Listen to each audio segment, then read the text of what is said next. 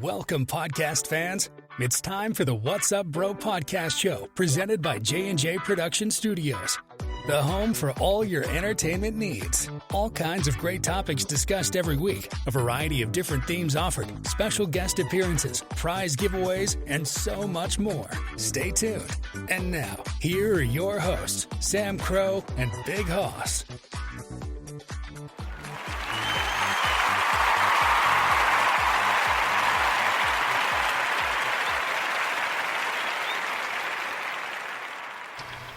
Hello, everybody. Welcome to your Saturday. We are back with another exciting episode. It is I, Sam Crow here. Big Hoss not able to join us today, partly because we're actually at a different point in time here. This is not our normal time, and in case you didn't notice already, we're not live.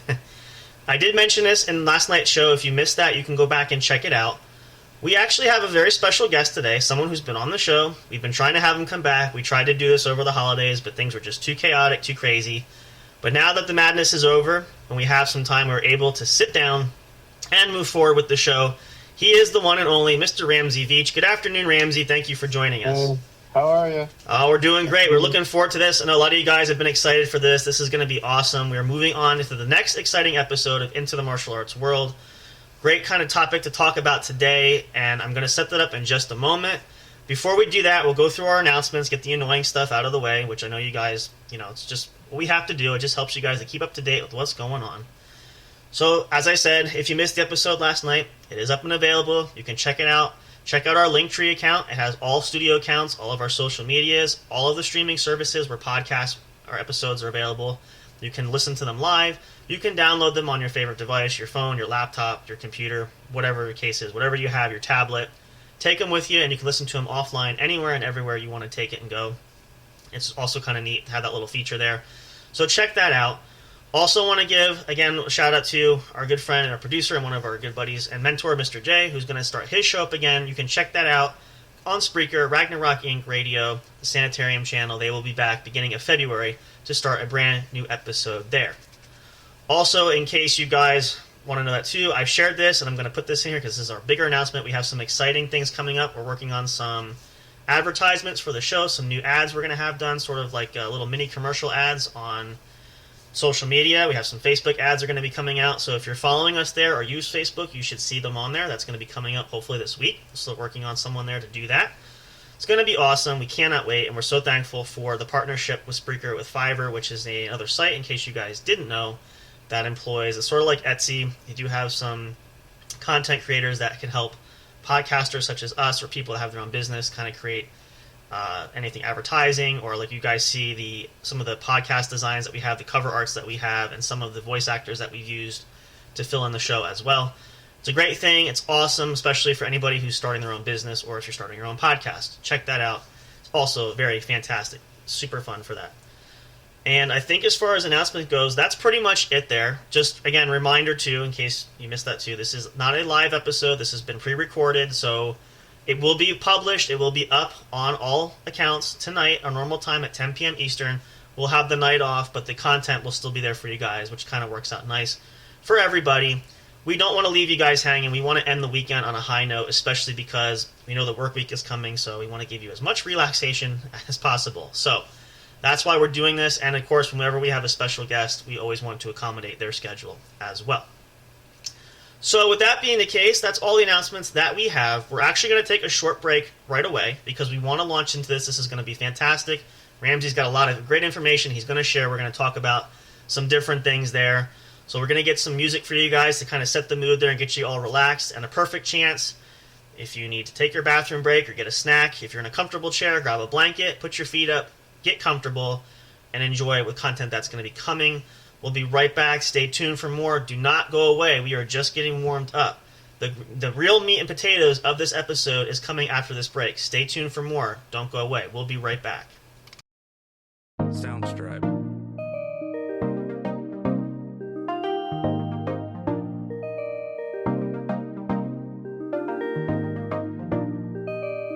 Soundstripe.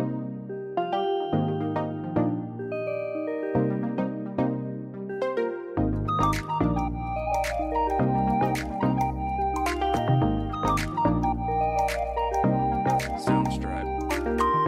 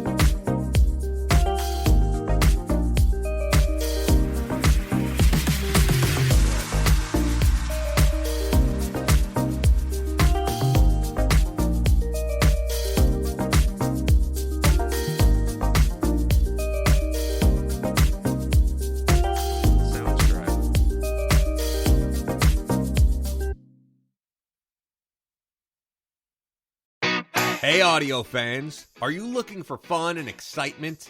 Have you been searching for that special show? You know, the one complete package you want in a podcast? Then check out the What's Up Bro podcast show and experience what true entertainment is all about. Stay tuned and don't miss the action. Available on your favorite streaming services, including YouTube.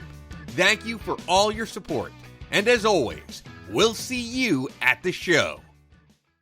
We'll be right back to the show with more in just a moment. Please stay tuned. We'll be right back to the show with more in just a moment. Please stay tuned. We'll be right back to the show with more in just a moment. Please stay tuned. We'll be right back to the show with more in just a moment. Please stay tuned. Soundstripe.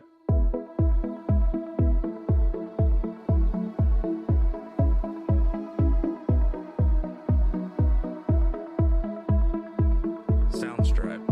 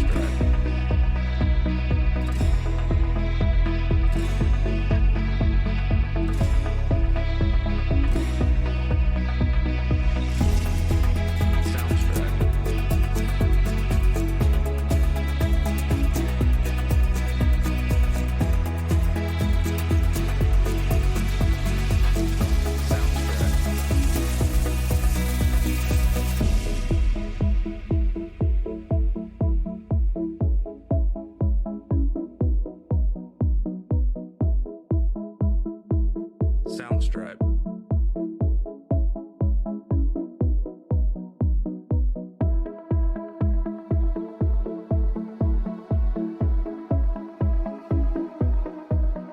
Soundstripe.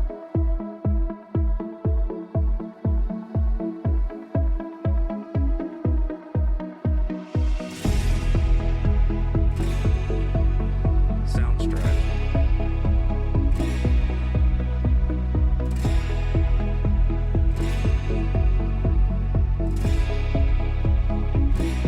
Soundstripe.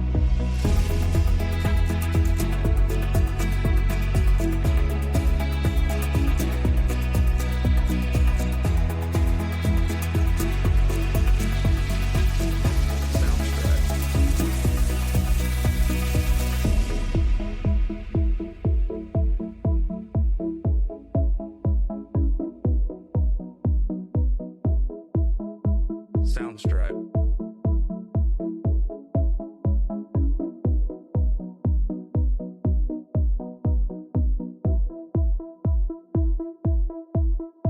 Soundstripe.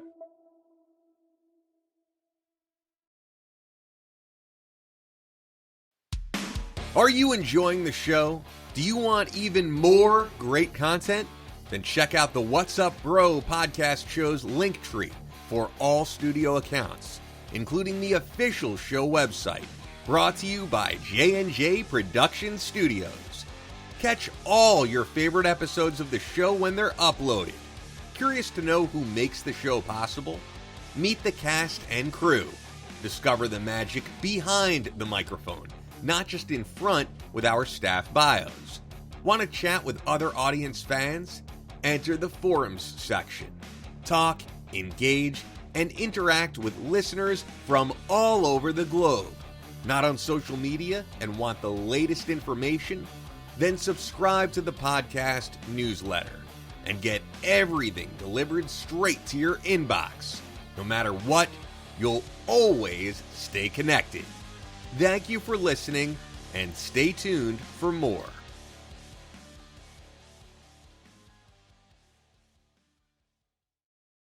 We'll be right back to the show with more in just a moment. Please stay tuned. We'll be right back to the show with more in just a moment. Please stay tuned. We'll be right back to the show with more in just a moment. Please stay tuned. We'll be right back to the show with more in just a moment. Please stay tuned.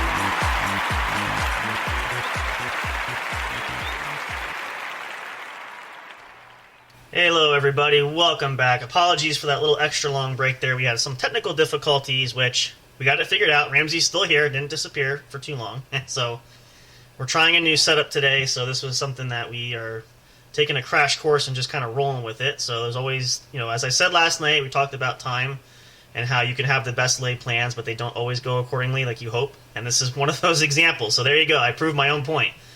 So we're back. Hope you guys are enjoying the show so far. I know we just had the early intro. Now we're getting into the specifics of it. I did forget one announcement I wanted to share, and since Ramsey's here, which is why it reminds me of that, be sure you check out the official YouTube channel that we have. You can subscribe. That would help us out greatly. You can also click the notifications bell so you know when we upload. All kinds of great content, whether that's the main show we have today, or the sports show, or my own show, Haas's shows, all that sort of stuff. You'll get all that content. The reason I mentioned Ramsey is we have a new feature on the YouTube channel. We now feature the Impulse Martial Arts YouTube channel. So if you go on our page, you can go down and click that. It'll take you a link directly to Impulse Martial Arts. You'll see all kinds of training videos, some of the things that we do on a regular basis. I believe there's some specialty videos, all that kind of great stuff there. So if you want to get a better visual idea of what goes on there, in addition to what's on the website, you can check out the YouTube video there. Just go on our page. Right at the bottom, it says favorites, and we have the channel connected with us there. It's really awesome. A lot of great stuff there. Hope you guys will check that out. So I wanted to mention that because I forgot that part, which is very important. So without further ado, let's jump in here. So we are going to talk about something, I guess you could say, a little bit different today. We touched on this. I believe it was the last episode that we did. And so we have the opportunity. We've shared about one of the guest instructors, Kenny Bigby Jr., former Navy SEAL, who comes out and does specialized tactical defensive training that we've done. We've had several seminars up to this point. Hopefully having him coming out this spring, we're looking to do something like that. So I thought it'd be appropriate to talk more about that type of training as opposed to the traditional martial arts, which we've been talking and sharing about as well. So we're going to ask this question, and we're going to actually get things started. So Ramsey's going to take the show from there.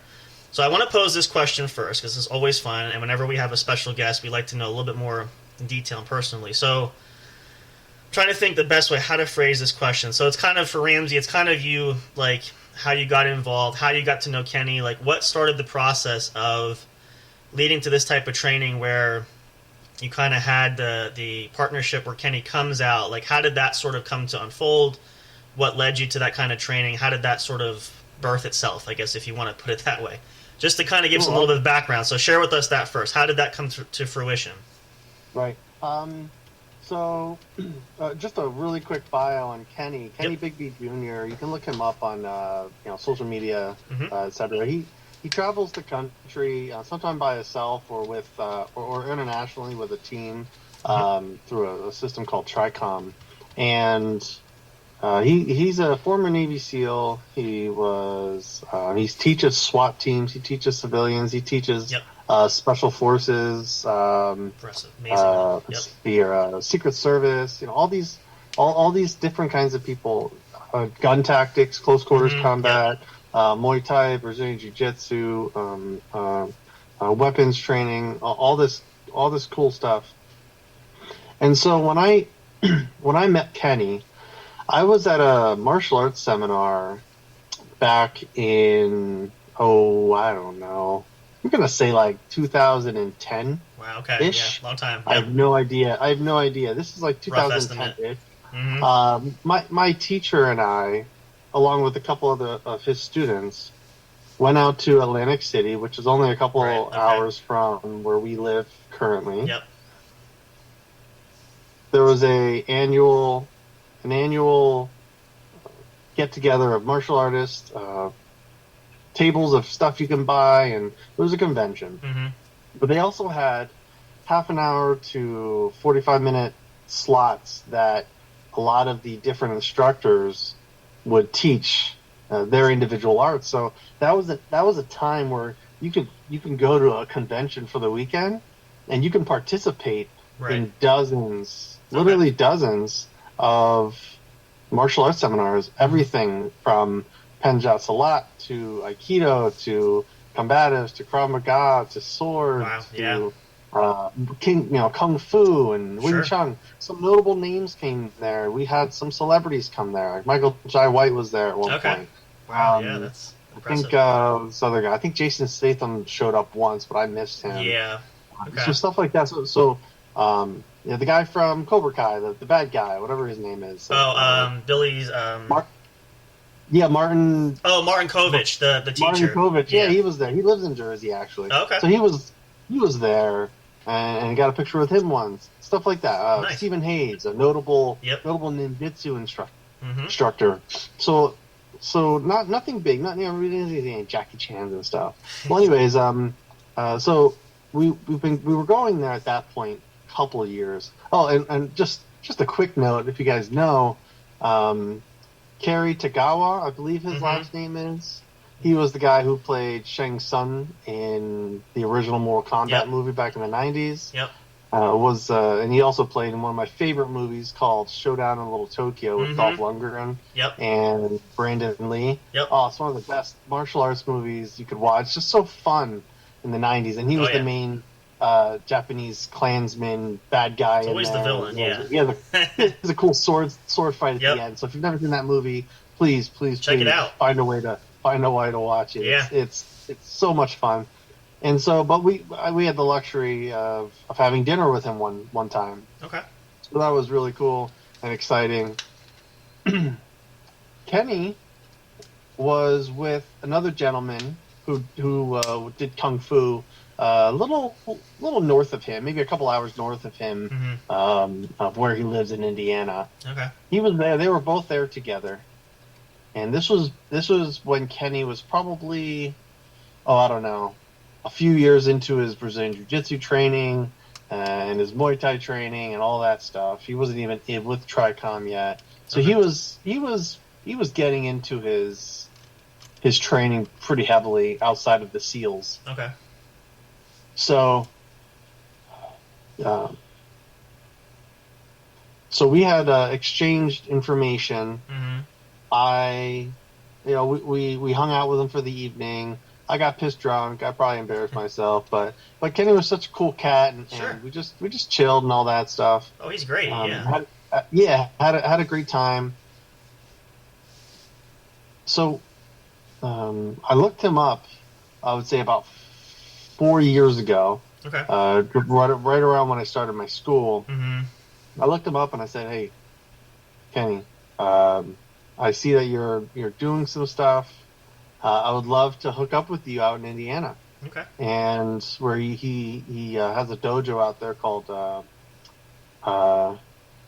is it Dragonfly Elite? Yep. And that's in Plainfield, Indiana. If anybody ever wants to stop in,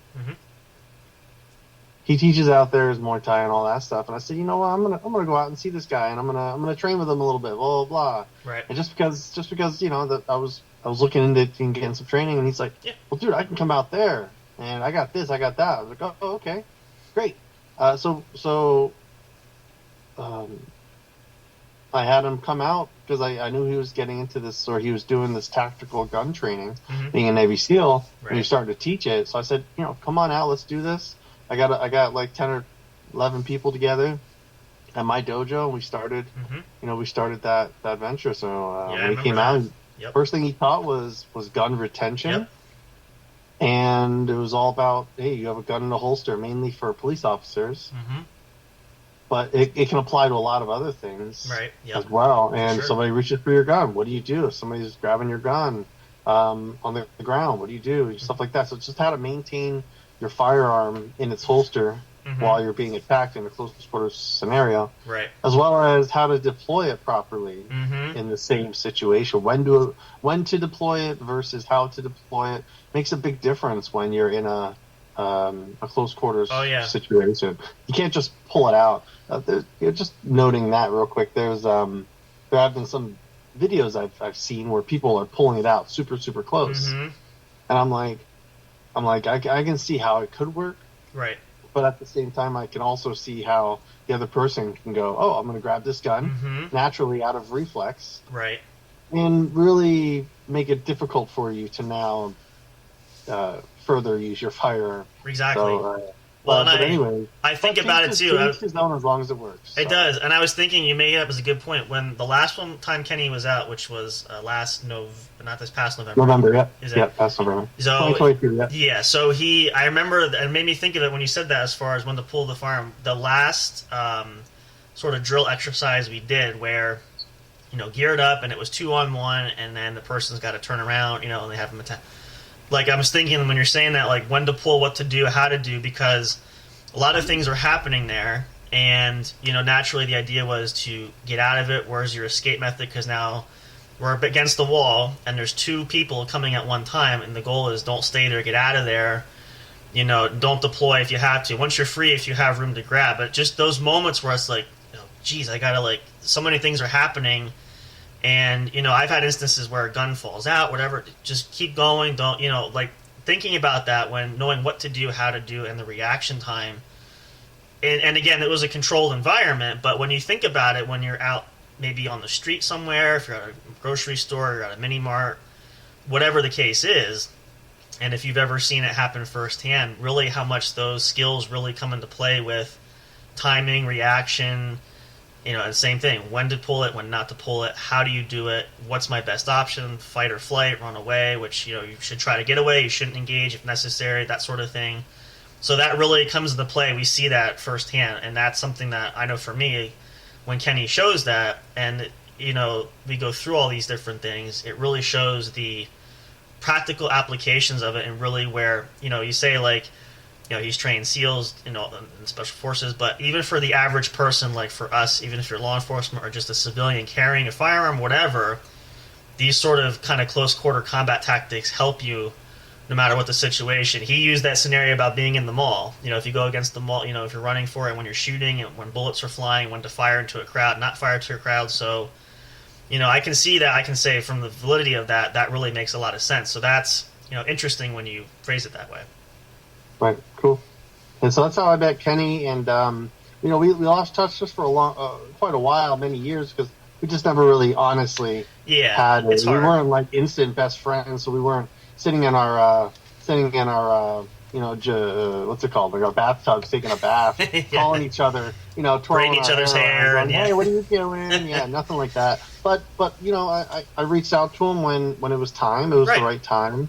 That's the wonderful thing about networking and just learning, just talking to people and introducing yourself, finding out what they're capable of, what they know, what they do, if you jive with them. And I jived with Kenny enough to know that I could train with him one day. And then eventually, 4, 5, 6 years later, I said, I'm going to call him. I'm going to figure this out. I did the same thing with my Brazilian Jiu-Jitsu instructor.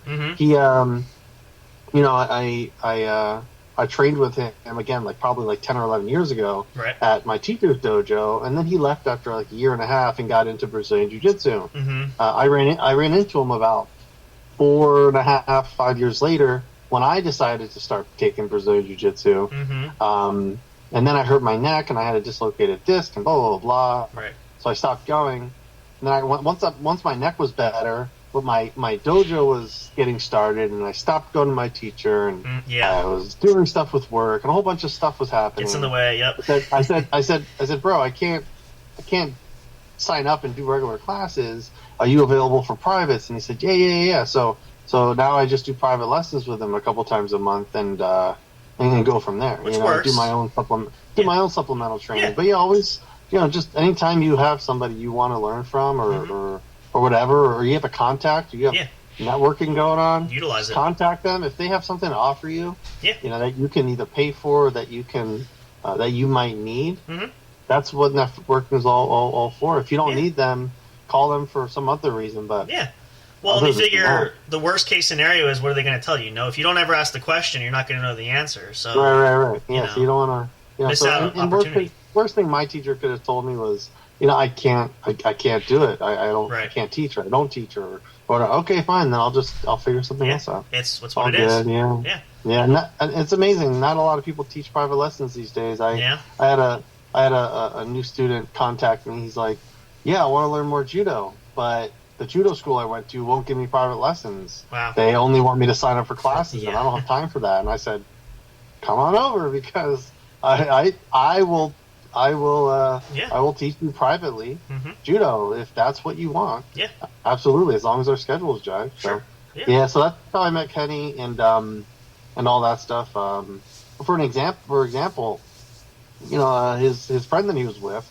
I forget his name. It was like that. It wasn't Dennis. It was Dean, or it starts with a D. Yeah, I can't remember. I remember. Yeah, it was a tricky name. But yeah. He's a very nice gentleman. I've never had a reason to contact him yet, Right. but maybe one day I will. It's always there. And I don't have his information anymore either, but I know that Kenny does because he was friends with him. But well, and it's interesting too, just to point out that topic since you bring it up there, and then again, it's the whole networking. But I feel like, and I've noticed this, and regardless, I mean, obviously coming from similar backgrounds because we were in the same spot at one point in time, but even going forward, like I noticed too, the network ability, like a lot of martial artists and stuff are not, or at least from my take, don't seem to be as free willing to want to make those, not necessarily concessions, but work with, oh, hey, I'm more open to teach, or I'm more open to do privates, or, unless you really go somewhere that you're going to click to or really bond with, you don't see a lot of that transition of, yeah, train here, but also, I know so-and-so who does something different, you could train there, but we're still, free-flowing where you can do that. It's not as openly oriented to do that, which I think is kind of unfortunate in a lot of cases, because I get from the whole standard of traditional training, there's the old adage of one student to one teacher, and there's such a thing as loyalty, which I've heard that, and I'm sure you've heard a lot more than I have back in the day, but there's something to be said about, and again, whether you're going on your own or you're learning from different people, you always take a piece of something that's a little bit different, and you kind of incorporate it yourself. Like I always, whatever art I'm looking at a few different people, how they're doing it. It's the same basic idea, but it's taken from different perspectives. Different teachers have different, ways of doing it. So, and it is beneficial for people, because, you don't want to limit yourself, and you don't want to isolate, or, as we learn too, and it's not necessarily a bad thing or to say we're bashing it, but when the system is like that, and you are consolidated or conformed in one area, and the growth is what it's going to be, but it almost feels like you're put in kind of like a tiny box where, like, this is the level of knowledge you have, and that's it. Like, there's no way to, like, have a branch to shoot off saying, well, this can't be the only way. There has to be other alternatives, right? Like, this is just, your way is not the only way. There's other opportunities and stuff. So, and so that kind of thing I will say to people, too, why, like, and I'm still grateful for the fact that I knew you had gone out on your own, because for me it was wanting to get back to train, but the only really contacts I knew to go to, I didn't want to go back to, because it was going to be the same rigmarole kind of stuff again, just to simplify it. But it's nice to have, and the relaxation of, it's in this day and age, it's, and never had this before, it was, you have to be here, and you have to, if you don't show up, you're not committed, you're not dedicated, all these sort of things. It's just, life is what it is, and, we all have that. It's the same thing I said last night about time. We all have different things going on, so, and you want to commit to it, but life gets in the way, things happen. So it's kind of nice to have you say that background of just, like, doing the privates, for instance. You're laid back, you're fine, I'll do it if you want to do it. And then you're more approachable that way. People aren't afraid to ask those questions, because you're like, no, that's cool. If I can't do it, I can't do it, but at least you can ask me, and if it works schedule-wise, we'll do that sort of thing, and, etc. So I think that's really important. So then, as far as the actual training itself, and again, we've shared some of this, done, I've been there since the beginning seminar. I've been there since day one. And so I know firsthand because we were there. But if you were to explain to someone, and again, we've sort of touched on this, but just to give a more accurate, if I was someone who didn't know, and I would come up to you and say, Ramsey, why defensive or special tactics training? Again, I'm not a police officer, I'm just a regular person. What's the benefit? Why should I look at this? Is it, I know that it looks kind of cool and stuff, but is there any kind of application? Especially like someone who maybe doesn't feel, I'm not a big person, or I'm not a big rough and tumble guy that's going to do this kind of, maybe I'm just a female, not to stereotype, but, the president's not seeming to fit the mold there, kind of thing. What are some reasons why you advocate and would tell someone this is something worthwhile to take upon, as little and as much as you want? This is something everybody should have. How and why would you, what would you share to that kind of person?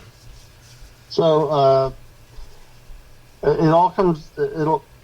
how you approach something like this is going to be dependent on your main goal. Mm-hmm. And if your goal is to defend yourself, right, this is very, very useful. Okay. But also it's very specialized, and I'll tell you why in a little bit. Okay. But if you're going to carry a weapon around, mm-hmm.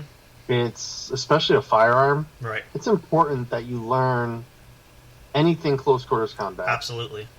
If you carry a knife, it's important you learn 100%. close quarters combat. Yep. From a credible source, not literally, not just a guy who does martial arts. Right. Okay. Very important. But from somebody who specializes that in a little bit, because there's, I'll go more into it. And even if you just wanted to defend yourself in general without those weapons, mm-hmm. there's a mentality that comes along with it. But if you don't, like my wife, for example, does not have any interest in this stuff whatsoever. It sounds like my wife. Yep. Part of it is probably because she trusts that I can handle stuff. Yeah. But at the same, hopefully. But at the same time, I, would love for her to ditto learn this stuff so that she can do the first and most practical thing, right? And that's to get away from I a tell situation. her the same thing. Yep, my wife's same thing. Assuming you can't prevent something, right, yep. So I do what I can with her, sure. And I say things like, "Hey, just so you know, if we're walking around and it's late and somebody rides up to us and starts getting out of the car, what do you do?" You know what I mean? And I just ask her like, "Well, what do you do?" And I'm like, well, if it's 2 or 3 people coming out, I want you to run towards the next house, blah, blah, blah. And I'm going to take these guys out as best I can. It's so funny how you say that, because my wife, same thing. Or she'll say, like, a lot of times I'll come home after we train one night and I'll show her some things, and she'll be like, or she'll say randomly, what would you do here? Or what would be, like, the scenario? Kind of same thing. So it's interesting, and the same thing, like, it's funny how, like, I don't know, almost like our wives have pillow talk, because it's kind of like the same exact... It's the same exact kind of response. And she's like, I'm not interested in full on, but like, she'll let me gracefully, if I ask nicely, she'll let me work some stuff and we'll show her some things. And, but she'll say like, what would you, like sometimes we'll watch a program and she'll be like, oh, what would you do if that was your situation, where it's a mugging or something like. So it's interesting that as much as she doesn't want to commit fully, there's still an interest of real application stuff, right? So there is some things there. And I think that's the curiosity that we humans have. In general, But for the people who don't want to get physically involved in it, I would say, you know what, if you don't want to do physical training, that's fine. Right. It is what it is. I'm not going to force you to. Bottom line, but you could potentially endanger yourself by not doing that. But I don't want to do scare tactics and propaganda, but I recommend everybody take a couple good self-defense courses, because one of the things it teaches is mentality, and the mentality of survival, vastly important. It is instinctual, right? We want to survive, we want to get away from danger, blah blah blah. But and if you have like a child or a loved one in danger, you might naturally head right into that fire and take care of it naturally. Sure. So I understand there's a lot of basic instincts that will kick in come time, but if you're not going to train, do yourself a favor and think of, or watch CCTV of incidences, watch reports, watch real crime, especially today, happening, real violent crime happening with all the resources we have today. Just look it up one day. Think about real scenarios. You're walking down the street, somebody comes up to you with a knife.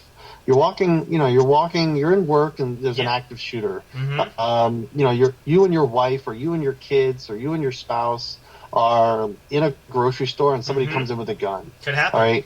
Somebody crashes through your door at 2 in the morning and wakes you up. And now they're in between you and the baby, etc.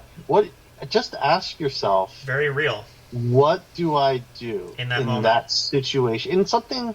If you can conjure it up, it's probably a real situation. Oh yeah, for sure. Now, I'm not saying, hey, if somebody ties you up in a chair with duct tape, how do you escape? Yeah. I'm not asking you to go and learn these CIA tricks on how to escape zip ties. Only in the movies. But also it'd be useful information just to have learn, an idea. But at the same time, I don't expect you to escape the custody of four lone men who have you tied to a chair. There's level of realization of reality versus fantasy kind of thing there too. Yeah. Right. And so once you ask yourself, what would I do? If you don't have a very straightforward answer, that's bad. That is likely to work like immediately. Then you need training. Oh yeah. You need something, and the least you should be doing is investigating. Asking somebody who might know, going to a class and posing those questions, or even look on an online forum. Do whatever you need to do to buy a book, find out what the professionals would want to do, or somebody who's trained would want to do in those scenarios. Yep. And then take from that and say, okay, well then maybe I can do the same thing. Yeah. The response is usually the same. Find an escape route. Yep. That's the very first thing any true self-defense instructor would teach you. Yep. Is get the fuck out of here. All right. And so once you're out of there, guess what? You don't have to worry about it. Now, if you have to worry about a loved one, if you have to worry about protecting something other than like a material object or whatever, right? Then you better get some training. If you have a kid in the house, and you have to get from your bedroom to the kid with an armed assailant and walking around your house, I sure hope you know what you're doing. Yeah. And if you don't, figure it out for not just for you, but for the life of your spouse or your children that you might have to protect. Okay. Sure. You just need to know like basic tactics of what to do, how to get out of your house safely. So I tell my wife, and I just reinforce this like every 6 months, just randomly. Hey, if somebody crashed through our door right now, it's 11 o'clock at night. What do you do? Right. She's like, go out we live in a ranch home. She's like, oh, go out the window. I'm like, that's it.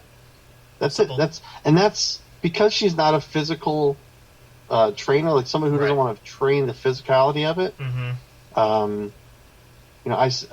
She has one job, and that's to get out of the window, which is 2 feet from her side of the bed.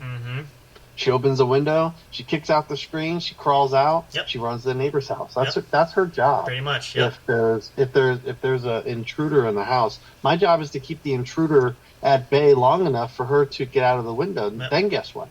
Do I clear the house with my gun? Do I run around trying to play Rambo? No, I go right after her. Yep. I leave the room too, and I go over to the neighbor's house. Right. I try to grab my phone if I can. If I have time, I'll grab my firearm. If I have time, I'll grab a knife. Whatever. But if you don't have that stuff readily available, then just get the safety out of that situation. Get to the neighbor's house, bang on the door. Right. If you have a cell phone, call the cops, etc. Hide. Get behind the bush or something. Yep. I don't care if it's 20 degrees out. Just do what you got to do. Life or death, the house. You have to. Unleash your pet hamster on them, and be done with it. So that's what I say to people who don't want to physically train or feel like they can't stomach that. At least do the bare minimum. Right. Do a little bit of homework, and mentally prepare for what could happen. And then in doing so, if you do that enough, you might become just paranoid enough to want to train the physicality of it. Okay, now they broke into my room. And now they're on top of me. Now what the hell are you going to do? Oh, that's right, nothing, because you never trained basic jujitsu. Basic jujitsu. So now you don't have a clue how to get this burly man or two off of you in order for you to get out that window. And stuff like that. Sure. If you have a significant other, you should have an escape plan. You should have a fire plan. Always. Right. If there's a fire, yep. You should have a couple plans in place, basic plans. It takes 2 minutes to discuss, right? Yep. And the value of saving lives is just just go on YouTube. That's it. What should I do if a fire happens in the house? Yeah. You're going to get 100 videos probably on what to do. Easily. Yep. What do I do if there's a home intruder? You're going to get 100 videos and just siphon through them and just cycle through them and just see what happens. Yep.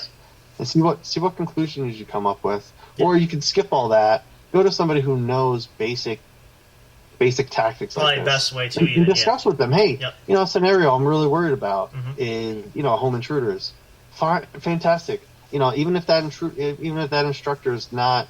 Well, first of all, any instructor that says I have a solution for everything is not a good instructor. But if they don't know what they're talking about, they'll hopefully, like, this is what I would do. I would say, you know what, I'm not that confident to say yes. I'm not that competent with home invasions of a condo on the 14th floor of a high rise, but I'm pretty competent with how to take care of myself if I live in a 2-story single family home on the nice area of Philly. So I mean, everything's changed. Like, you have geographic story about, you get demographics, you have your situation, you have your age, you have what floor are you on? Are you in a all that stuff matters, and that's the stuff that needs to be discussed and stuff like this. Just find somebody who can help aid you in that. There's books on this stuff too that you can go for.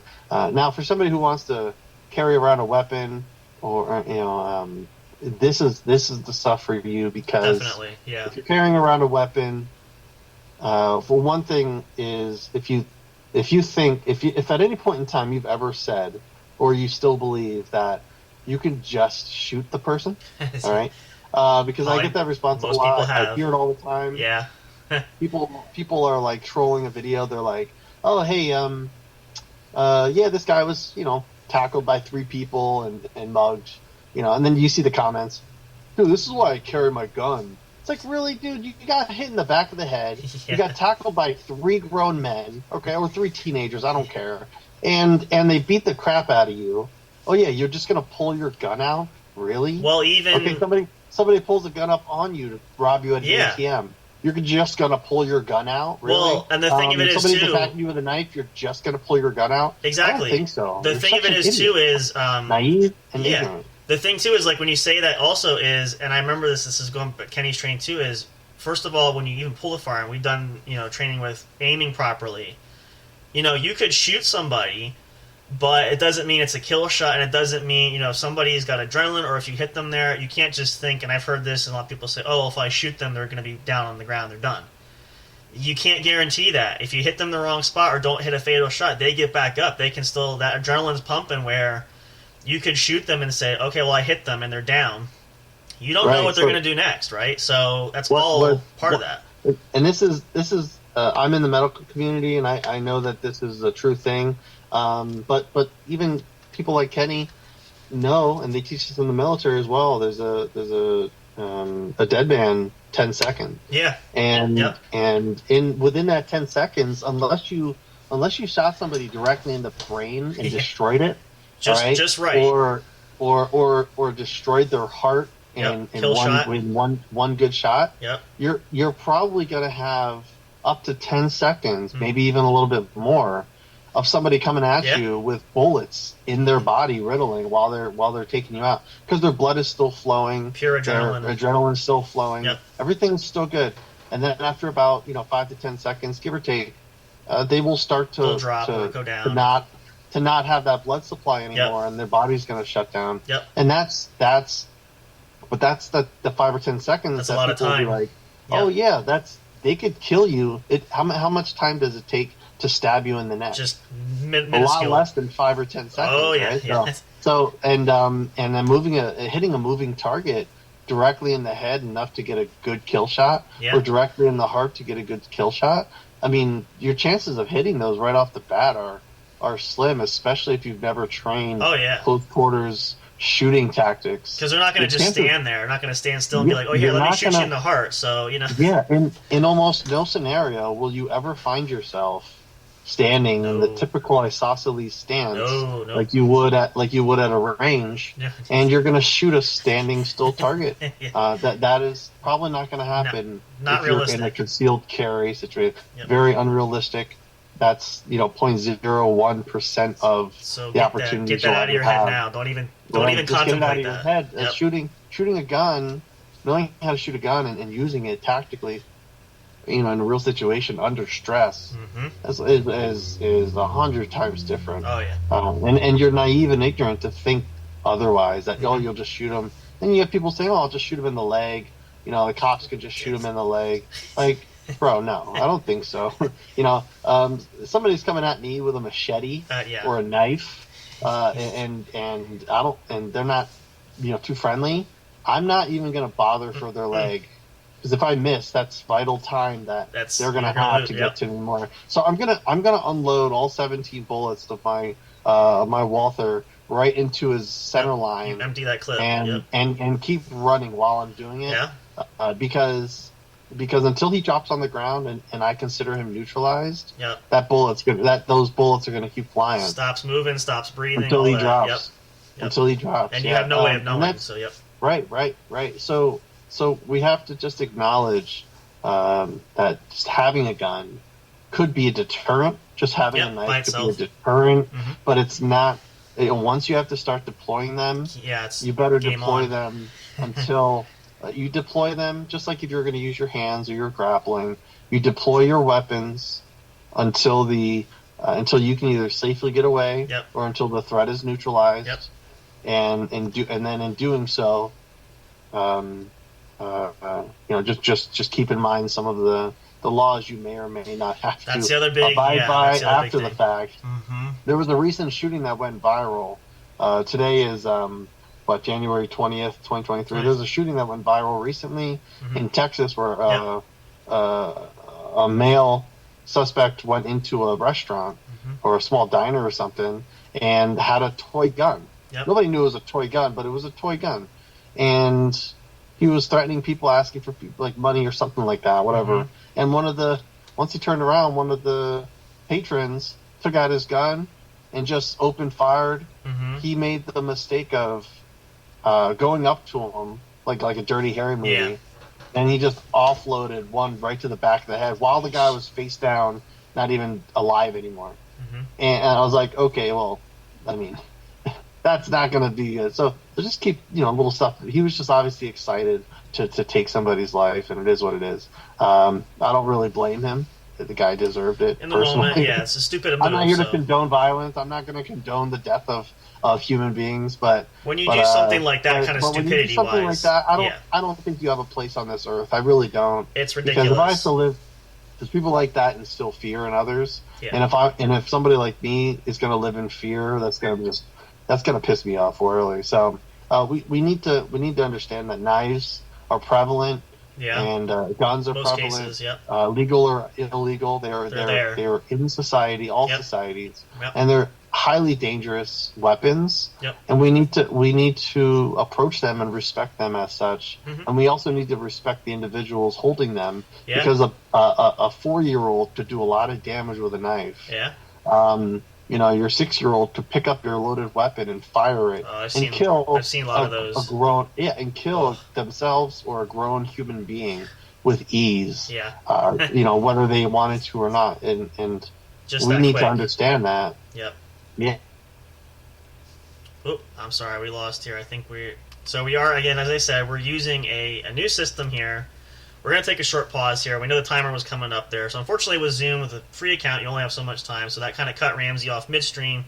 We'll take a short pause. We'll get Ramsey back. We're going to continue this. I hope you guys are enjoying this episode. It's always a pleasure to have Ramsey talk with us. Stick around. We'll be right back. We're going to continue more talk about the defensive tactics and special training, why it's important. There's a lot of things for you guys to think about. We're going to keep going with that. Stick around for more. We'll be right back. Stay tuned. Do not go away. You don't want to miss what's coming up next. Be in a minute. Soundstripe.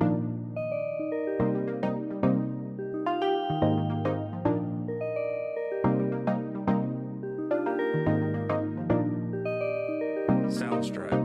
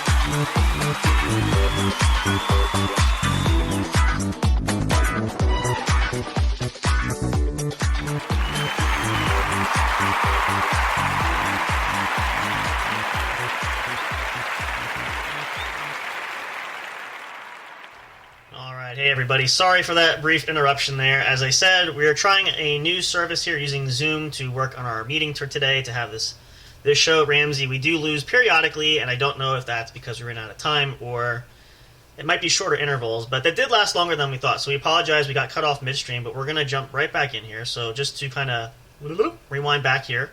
So we're talking about close quarter combat, we're talking about real life situations, and the fact of, as Ramsey said before he was cut off, the realization and reality of knives and guns, they're prevalent weapons in our society, especially today, and understanding that and all those sort of things. So if you recall where you were, Ramsey, you want to continue, go right ahead. I know we got caught midstream, so I'm not sure. Oh, I don't know. Yeah, I feel like we'll recalibrate. So then, let's see if I can pose it the question this way. We were talking about I was just getting into people who want to do the physicality of self-defense. So the physicality of self-defense is a lot different than the martial arts. In the martial arts world, 90% of what we learn is techniques and technicalities of our maneuvers and principles and fundamentals that are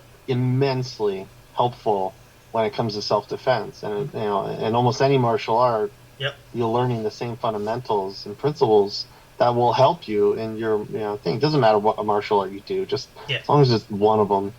Some just happen to teach them a little more self-defense and practical than others, and that's fine too. But if you look close enough, or if you ask somebody who's well-rounded, they should be able to pinpoint the ones that where the same principle is across the board.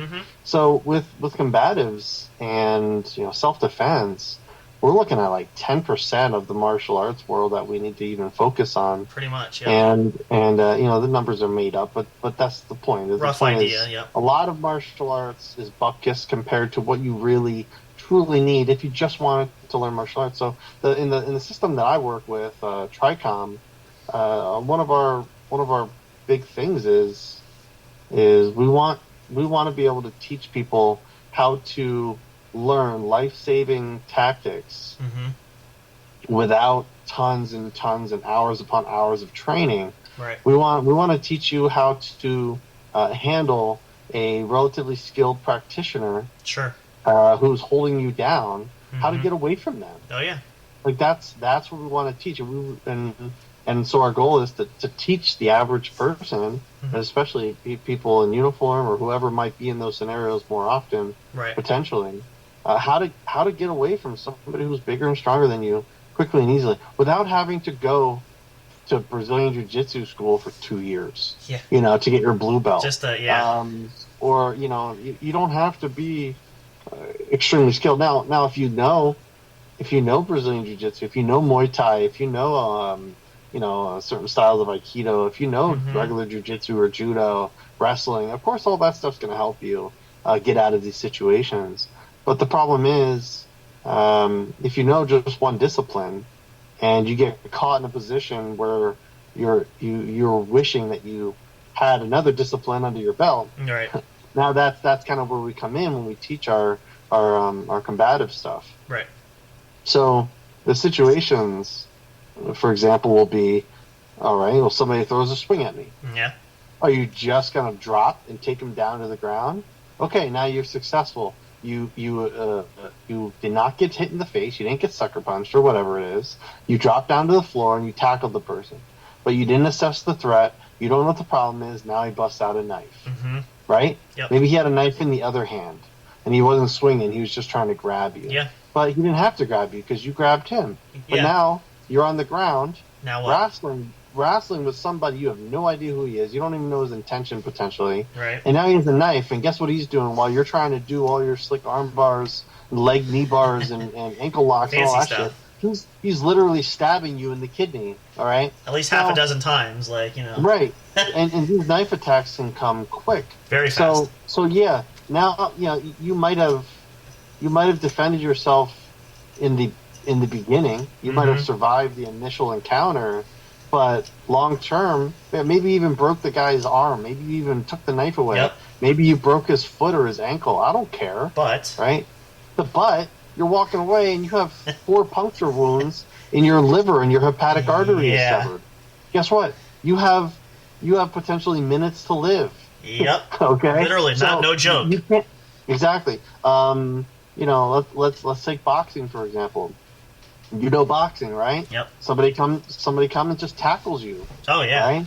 Or they hold a gun or a knife and they start trying to stab you. Mm-hmm. Where's your boxing going to come into play? Exactly. Right? Okay, now I'm not a boxer and I don't want a boxer coming. Ramsey, come on, prove it to me. Yeah. I'm a boxer. Right. You show me what you would do. Like, no, bring it on, bitch. Yeah, exactly. What's going to happen is they're going to start stabbing you a couple times before you start realizing you're being stabbed. Exactly. You might get your punches in. You might be doing it. Well, what happened? You got stabbed a couple times. Mm-hmm. And if I don't know what size the knife is, but that knife could have done damage. Yeah. The knife is a very deadly weapon because it can stab you in an area and kill you. Yep. A bullet. I mean, people can take multiple shots to the torso and walk away and get to the hospital in time. Exactly. Right? Unless it's an artery. But a knife, it can slash a big section of bodily anatomy. Right. And then, get an artery in there, and then that's it. The artery doesn't close, and you'll slowly leak out blood without even realizing. And the it's thing like, of it, you can do the same thing if you're shot as well. Right. But the point is, the thing of it though, too, one is across the neck, and you're done. Oh yeah, and the thing of it too, like you said too, and because the knife attack can happen so fast, you don't have time necessarily in those short instances to measure how long is the blade and where exactly is it in me, because the person's just jabbing and sticking it in. So whether it's 3 inches or 6 inches or whatever the case is, obviously there's something sharp there, so it's always a danger once it penetrates going in. You just don't know. And 3 inches is a lot. It can do damage, yeah. 3 inches is a heck of a lot. So that's what my wife tells me. She says it's more than enough to handle your business. Exactly. So anyways, but here's the thing. For people who are experienced fighters, right? People who are boxers, people who are quote unquote street fighters, right? People who are who carry a gun, people who want to do takedowns, these MMA types, MMA fighters, Yep. etc. Wrestlers. Yep.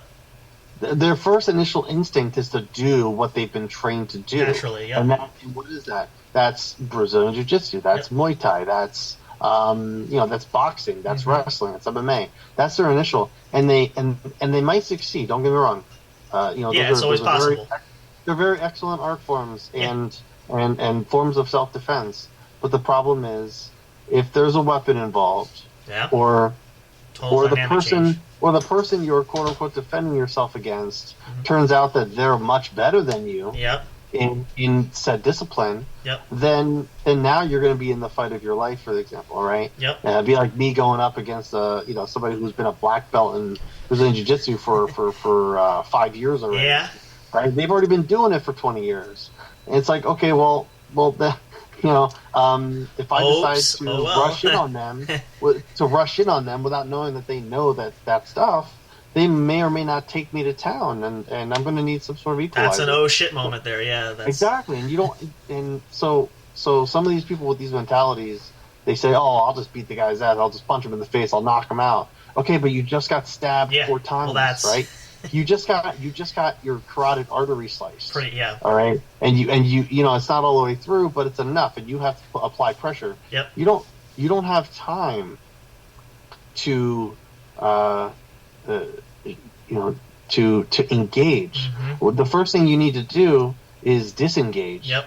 Assess the threat properly. Exactly. All right, and figure out, oh crap, I need to subdue this person, right? I need to neutralize this person immediately. Yep. Or oh no, I need to get seek medical attention. I need to run away. I need to get the hell out of there and run away so I can seek proper medical attention because this dude just sliced me, in this area. I don't know what's going to happen, right? Yeah. So just running in and barging into a self-defense or to a fight is not something you want to do. So threat assessment is super important. That's the last thing that Kenny taught when he was out in November. Was all about literally just threat assessment.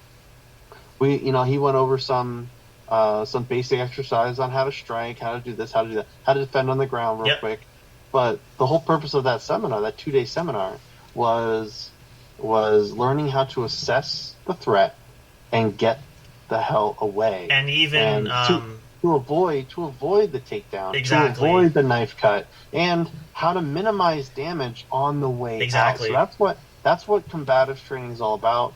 So when I teach combatives, I incorporate all those principles because they just make sense. You want to minimize damage, you want to get the hell away, and live to see another day. If you stick around, it's and interesting. You don't have to, you're looking at potential fatality. Exactly. You don't want to do that. Don't make that decision just because you've done Brazilian Jiu-Jitsu for or you have some skills years. there, right? Yeah. I don't give a shit. I don't care who you are.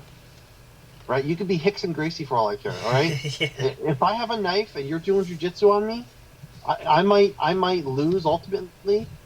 But you're not gonna come out without missing a finger, right? Or you're gonna have some injuries there, or having a huge gash in your abdomen, or even that sort of neck thing, or something. Yeah. And then just to throw this on the cherry on top, I'm not saying that people in these disciplines aren't good.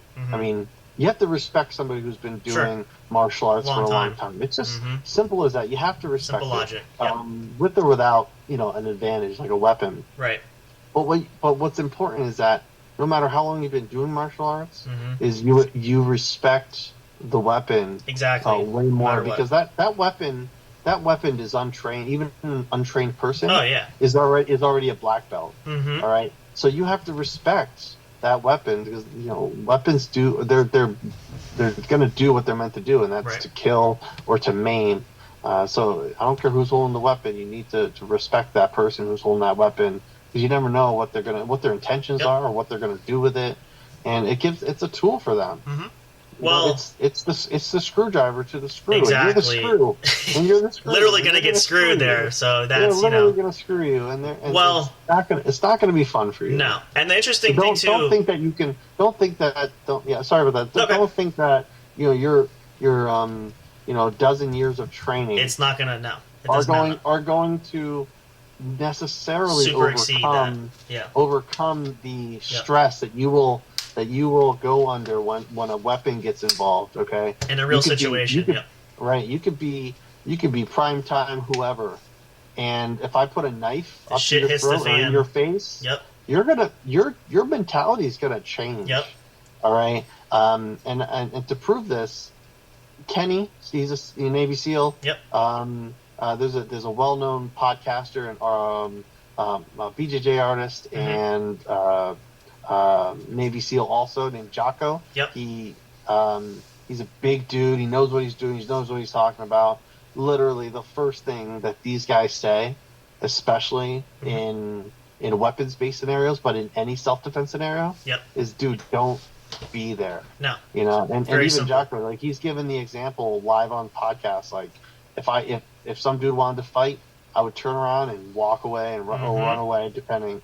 And this dude knows what he's doing. Sure. So if you don't know what you're doing and you think you can handle this stuff, I would recommend you get training. For sure. Because that's going to change your mind, and you don't want to be in that position where never once where oh shit, I made a mistake. All right. If you get out of the situation, you don't have to worry about regretting that mistake because you never made it. Exactly. And might be hurt, but don't boo. The key thing too is, like we mentioned with Kenny, the other thing that he said, which I thought was critical, talking like assess the situation, is it's always the threat assessment, but it's also the terrain in the area where you're at too. Because I remember this from the seminar when he did that, and Kenny said, we were doing walking away, keeping your firearm, keeping distant, and but being mindful of your surroundings where you're walking. Like he used the example, if you're walking across somewhere, like you might be say you're on your lawn or something,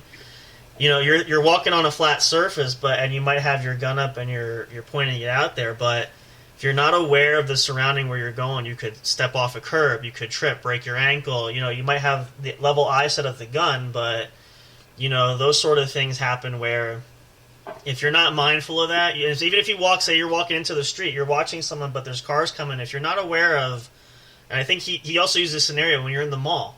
If you have a gun and you're walking in the mall there, you got to be careful how you're shooting, where you're shooting, because it's not just the target person that's attacking you. You have civilians, people around you where mistakes can happen. So, in addition to...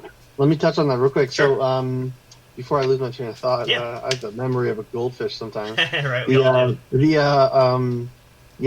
thing about... One of the main things that we learn about gun control is what we call it muzzle discipline, and you don't want to point the muzzle at anything that you don't want to die. Yeah. So we put it in a position called stool. It's just this downward hand position. Yep. But also, and so these are little things, and people think that everybody always holds the gun, pointing toward, forward while they're moving about. And if you're in a crowd, you can't do that. You can't point the gun at random people.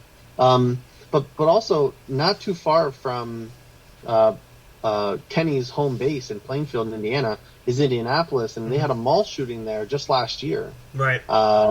And at the mall shooting, a civilian had a gun. For one, he wasn't allowed to carry in the mall. They had a ban. They had a ban on weapons for the mall. But obviously, as you can tell, a ban on weapons doesn't keep anything. An idiot with a weapon from going into the mall. Nope. Right? So, but they were trying to... It was very short-lived, but they were trying to come down on the guy who saved probably, who knows how many lives. Yeah. He was, quote-unquote, illegally concealed carrying the bad guy, because there was no weapons. But he took the bad guy down, yeah. And it is what it is. So because he was playing hero, which most people don't recommend, because he was doing that, he didn't get, he saved lives and took them. So, so that was great. But the reason I brought that up is because if you're in a scenario where you're in public, and you decide to play hero, which I don't have anything wrong with. Like, you want to play hero, go for it. Yeah. But do it safely. Understand that. And don't be an idiot. Get some training. Just pointing and shooting is not the way. It's in Call of Duty. A lot of bad things can happen. Yeah. Right. So I'm gonna state two things that happened. All right. One at another incident and one for this incident. When you're in a public area and you're playing hero and you're not a police officer, you're not uniformed, it's important to realize that you may be perceived as the original shooter. Yeah. This is important because if another bystander decides to play hero, they're going to fire at who? The first person they see with a gun that isn't uniformed. So it's important that you do not play hero carelessly, and you don't just consider that one suspect who decides to be shooting in a mall or in a movie theater or something as the only person who may be firing at you. Yeah. All right. So and it could be another civilian firing at you for that reason I just stated. Yep. Aside from that, you always have to pay attention to what's behind your target. This is gun shooting 101. Yep. All right. This is firearms 101. Know what's beyond your target. Know your target and what's beyond your target. Yep. Because a scenario, I think it was also last year in 2022, but much earlier in the year, there was an incident at a Walmart where there was an armed individual. Some crazy. I don't remember who it was, but they had a weapon, and they weren't complying, and I think they charged or whatever it is. Yeah. Anyways, the police officer fired several shots. Maybe it was a couple of police. They fired several shots, and they downed and neutralized the suspect. All was good, except until they didn't know what was beyond the target, and they couldn't have known. Right. This is not up for debate as far as who's to blame. I'm not blaming these cops at all, but the unfortunate circumstances underlying that was that there was a mother and a 15-year-old Yeah. daughter hiding in the changing rooms just beyond the suspect, and the 15-year-old got shot The and killed ricochet, yeah. because it went beyond the person Target. who they intended to shoot Yep. and went into the wall. All right, and then hit that person. So unfortunately, that stuff will happen. You just have to take note of that. Right. You can't blame it if it happens in the spur of the moment. Situation But the more happens, yeah. But the more training you have, especially as a law enforcement professional, It really helps. If you have more understanding of just something like that, Yeah. then you can help prevent it from happening. Absolutely. So I'm not saying that that's a win-win, Mhm. you know, but you need to understand that stuff. Also in your own home, all right, take into consideration. Yeah. Oh, I'll just shoot him. Okay, great. You'll just shoot the home intruder. That's fine. But don't forget, you fire at your home intruder, but you're also shooting at the wall. Mhm. That's right, leading into your kid's room. Yep. So yeah, you just unloaded 10 rounds of 9mm, right, or 38 special into your assailant. They're dead. Yep. But you also just potentially shot your loved one in the next door, in the next room, because it's just drywall. Yep.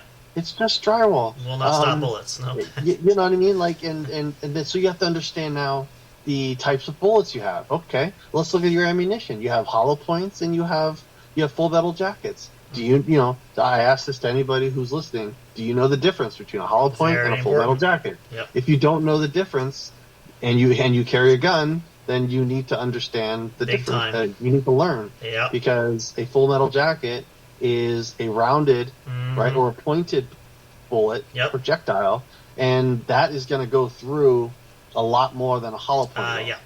Yep. A hollow point has literally a hollow point. It's like a little indentation or a cup on the tip of the bullet, and so when it goes in, there's two things about the hollow point that's really interesting, and anybody can look this stuff up. But for one, when you shoot a hollow point into drywall or into a hard surface such as a wooden door that it would something would normally go through, the hollow area actually absorbs the compound of the drywall. Okay. It'll collect the wood from the door, and it slows the bullet down immensely. Right. Yep. All right, not 100%, but immensely, because it gathers it up and adds resistance to it. Yep. Okay, it's like putting your hand through water while it's open versus making your hand like a spear or a fist and punching water. Right. There's a big difference because it doesn't cup and add that much resistance. Mm-hmm. But also the cool thing about hollow points is, which is why they're called self-defense rounds, is because when the hollow point enters a human body, the fluid actually collects inside of the hollow point area, right, and puts pressure inside of that, causing the bullet, and just liquid pressure, it causes the bullet to spread apart and stop themselves inside the body. Sure. That's what's cool about the hollow point, and I didn't know that until like a year ago, and I was like, that is so cool. Yeah. That is so cool. Sure. Yeah, it uses hydrostatic pressure, whatever it is, whatever it's called, hydro pressure, and it takes the fluid from your body, and it just spreads out. That's what stops it inside the human body. Yep. So unless you're shooting it through a wall that has water in it, it's more likely to go through. But yeah, so these are like little things that people need to understand. If you don't learn it in a basic gun course, learn it. You'll learn that kind of stuff through people like myself or through Kenny, and or just online to look stuff up. Yeah. Look up these general curiosities and know what you're dealing. Know your weapon. Because if not, a lot of bad things can happen really quickly if you're not educated. And shit hits the fan. And real the fast. The big thing that Kenny has taught us. Yep. We learn it in martial arts, but you can only apply so much to martial arts training. That's true. Yeah. What he teaches us in self-defense is stress inoculation. Yep.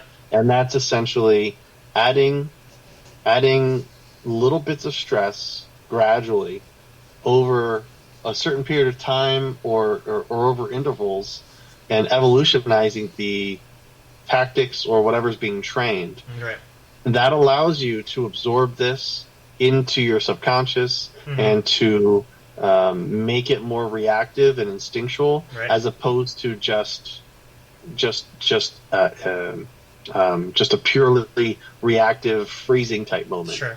So when your brain shuts down in the fight or flight or freeze situation, if you decide to fight, you're more likely with training to do things that are going to work than had you not trained at all. Sure. If you take somebody, so naturally fight or flight or freeze, something happens that's very strenuous. Right. You might freeze and go, ugh, what do I do? What do I do? And then the whatever. Sure. Or you're gonna go, oh shit, and you're just gonna run away, right? Pretty much. But you're gonna run away and leave your wife behind.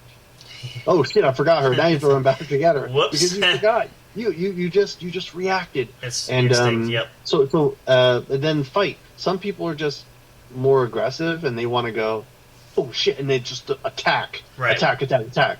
And that could be just alone without any training. That could be enough. It really could be. Sure. But if you add some training on top of that, it's only going to make your chances of survival not much better. Yeah. Now I'm gonna play devil's advocate a little bit, and I'm going to. It's always fun. I'm gonna go against my own advice just for a second. Interesting. There's a downside. I've had this discussion with a couple of professionals, and part of the downside of training too much.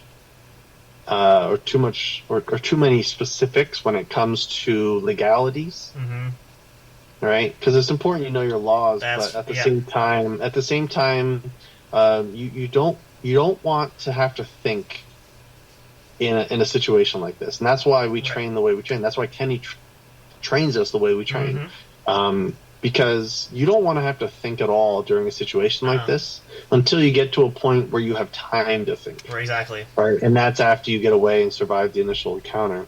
So once you do that, or once you get attacked and you just have to react and do your thing. Right. You don't want to think during this process. If you have to think about, am I allowed to shoot this person?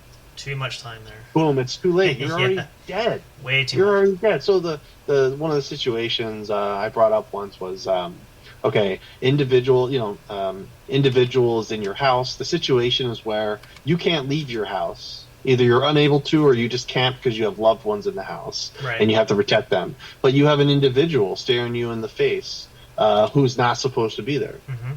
Right? You brandish your weapon, which can also be illegal, by the way, in certain jurisdictions or in certain manners. So you pull out your weapon, you say, hey, dude, get out of my house, whatever, right? Yep. Well, this person in this scenario made the mistake of not taking out that intruder upon encounter. And what happened is they went, oh, get out of here, go, leave, I have a weapon, look, I'm going to shoot you. And they kept their distance and all that stuff. Sure. And then they got next to a door, another assailant came through the door, they reacted to that when they got one shot off. The individual was much bigger, and then they stopped the scenario. But now you have one bullet maybe into the person. Yeah. But we already discussed that that's not going to necessarily stop them. Nope. That's assuming you even make contact. Exactly. And also now you have the other individual who's attacking you. So now you have 2-on-1. Yeah. So the mistake was, in my eyes, because that training was all about, making sure you live within your laws. So if you're not in a state, in America, we have some states that don't apply the castle doctrine. And in some states where there are castle doctrine, you still can't shoot somebody in the back. Right? Never. So castle doctrine or not, I don't care. Personally, this is just me talking. I'm not advising anybody to ever do this, right? But if somebody's in my house and they're not supposed to be there, and I don't know them, especially if it's a weird, they're doing something suspicious in my eyes, and or they're whatever the circumstances is. If I have my firearm, you're not going to leave. Right. You're not leaving. Like you're not leaving. You're not surviving that instance. And that scenario that I just posed was the exact reason. I don't know if he's alone. Right. I have not swept the house. Right. You're not even supposed to sweep your own house unless unless you're to get to your family members, Right. there's zero reason to ever sweep your own house. Oh, yeah. All right. I'm just giving little tidbits of information, but some people will be like, "Oh yeah, door's open. I'm going to sweep my house." No, you leave and you call the freaking police. That's what they get paid for. Exactly. They're paid to unfortunately take the hit if somebody's in your house. Okay. So don't sweep your own house unless you absolutely have to, or unless you have to get out. And when you get out, you can sweep on the way out just to make sure you don't get blindsided. But yeah, take out that first individual because you don't know if he has more than one. Always assume more than one. Yep. And or don't get yourself in a position where you can be blindsided. Don't put your back to an opening. Don't put your back to a random door, etc. Right. Always have all potential intruders in your line of sight. Absolutely. So these are just little things that you have to understand are vital, and they might seem common sense at first, but sounds about right, sounds common sense, but did you think of that before I just said it? Yeah, probably not, right? And exactly. That's the idea. This is what people need to understand when it comes to training, and there's lots of resources out there. We just have to you have to just hunker down, pay a little bit of money, get this information. And there's a lot of free resources if you don't have the money for it. Right. But I recommend paying somebody for it. Exactly. And just drill them with questions and scenarios and just drill them with everything. Always ask questions, yeah, because always ask questions. You don't know what's right. You want to get to the point of it and make sure you know that you'll get paid. You'll pay somebody a couple $100 to learn X, Y, and Z about this. But if you go there and you don't ask any questions, that's your fault. Exactly. That's your fault. You ask. They're going to teach the course, and then it's up to you to ask what you do from there and all that. Any and all questions, especially pertinent questions, or not. You just give them random stuff. They might try to sell you another course or something, but that'll be up to you to decide to attend or not. Exactly. So find that out and go from there. But I'm just trying to show examples because a lot of people are just, for lack of better terms, ignorant and naive. No knowledge of self-defense, and it's not their fault. Very easy. We have movies, we have police officers, we have people that are much bigger and better to come and take care of this stuff for us. But and plus we all have this, especially in America. We have this mentality of it'll never happen to me. Well, that because a majority of us live in very safe. America is very safe, except for choice cities, and choice areas. Just a few, with high crime rates and this, that, and the other thing. In certain areas of certain cities, if you avoid those areas, you'll be fine. 95% of America is absolutely safe. You can walk around, you can keep your doors unlocked, you can do this, you can do that. It's just the elite few that are coming out and posing all this crime. So it seems like it's really bad, right? And then media doesn't help at all. With the propaganda, but I mean, I've in 39 years of my life, all incidents that involved violence around me personally have been almost voluntary. Meaning, I almost approached the situation, or I had to de-escalate, or I had to avoid. Right. And so. But I have friends who live in the exact same area who are just as old as me that have been in dozens and dozens of fights. Right? Because they're just more aggressive, or they end up. If you don't want to get into a fight, avoid the areas you don't want to go into. Right? Pretty simple for that. Avoid 20 to 30 something year olds males at bars. Okay, avoid that, because if you want to see violence, just go to any bar that has 20 to 30 something year olds. And males. And you're going to come across some violence at some point in time. You're going to come across these guys because they're going to be aggressive, drunk males. If they had a weed bar, there wouldn't be aggressive, drunk males. Well, you never know. One day, I mean. But you see what I mean?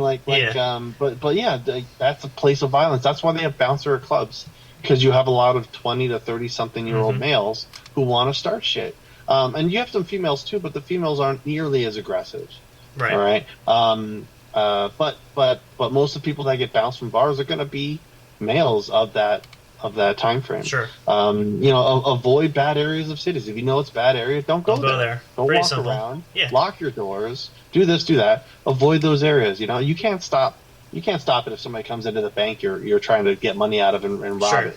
Okay, you can't stop that. But you can look out for telltale signs, for preventative reasons. You can look out for methods of escape.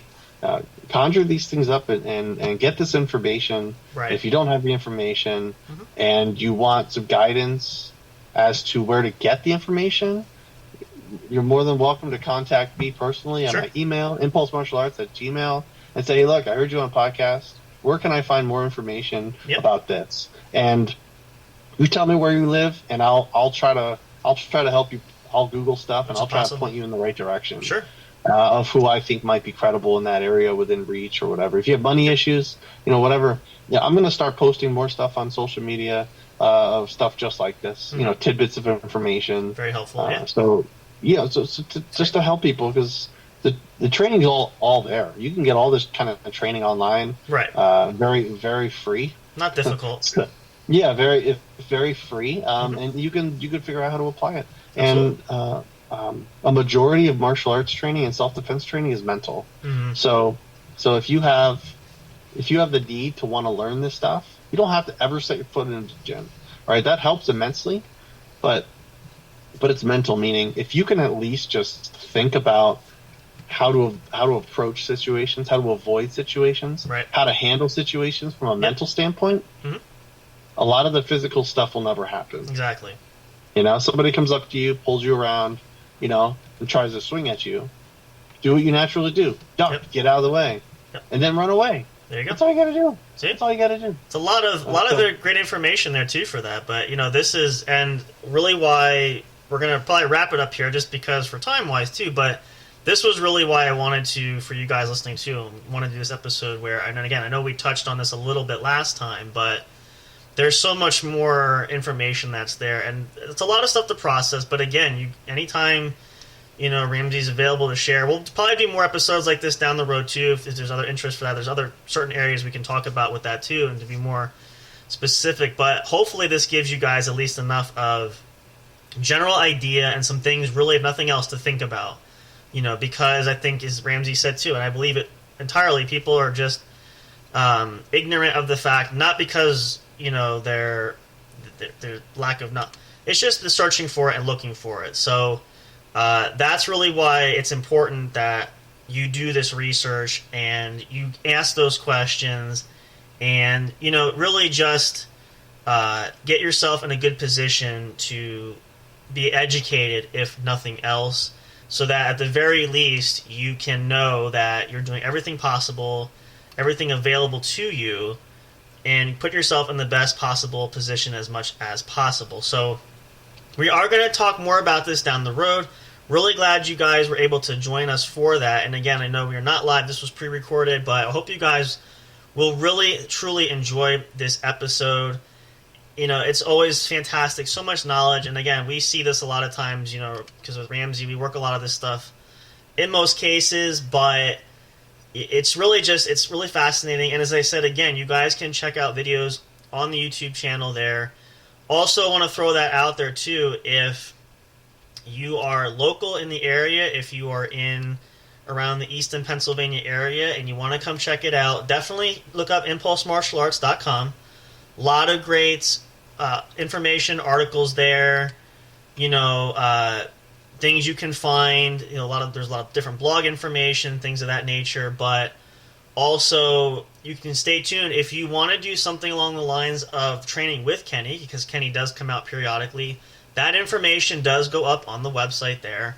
You can also reach out to Ramsey through impulsemartialarts@gmail.com. If you want to contact us through the studio, we can direct in contact with Ramsey any which way. But if this is something you guys want to do more hands-on, and again, if you are local enough, and if you're close enough to even travel, it's well worth it to come out, because the information is very knowledgeable, and it's very invaluable to where you just can't pass this up. And no matter what walk of life, whether you're young, you're old, male, female, anybody can benefit. We have people coming of all shapes and sizes that do it, so there's really no prerequisite there. But we really appreciate the time, Ramsey, there. Thank you so much, as always, for coming on with us. You're welcome. Thank you. We're looking forward to do another episode again down the road. We'll keep you guys posted, but definitely check it out, impulsemartialarts.com. Contact Ramsey, impulsemartialarts@gmail.com for questions, comments, anything help-wise, just anything you want to know. We can definitely answer that too. But we're so glad you guys chose to spend this with us. We hope this is a great way to finalize your weekend. Hope you guys have a great week. As we always say, be happy, be healthy, and be safe. Please don't drink and drive. Be responsible if you're partying out tonight. We don't want any accidents or injuries, self-inflicted or whatnot. Anything of the sort. We want you guys to come back and enjoy it more in the future. But as all of us, for everybody here at J&J Production Studios, I'm Sam Crow. Hoss and I will be back next weekend. Also, too, just a quick reminder, this is playoff weekend in the NFL. We are going to have the sports show probably this week, either Monday or Tuesday. We'll do a recap. It is divisional round weekend. We'll see who makes it, who doesn't. We're going to talk more details there. We'll see if our predictions hold up. So if you guys are enjoying that, which a lot of you seem to be, don't miss that episode. It'll be there. But as always, we love and appreciate all your support. And we will see you next time at the show. Thank you for listening to the What's Up Bro show. Catch all the latest live action on your favorite podcast streaming services, including Spreaker, Spotify, iHeartRadio, and more. You can also check out episodes on the studio's official YouTube channel. Subscribe and become a member today. Don't forget to also turn on notifications so you'll know when new content is uploaded. Stay tuned and don't miss a single moment. We love and appreciate all your support. And as always, we will see you at the show.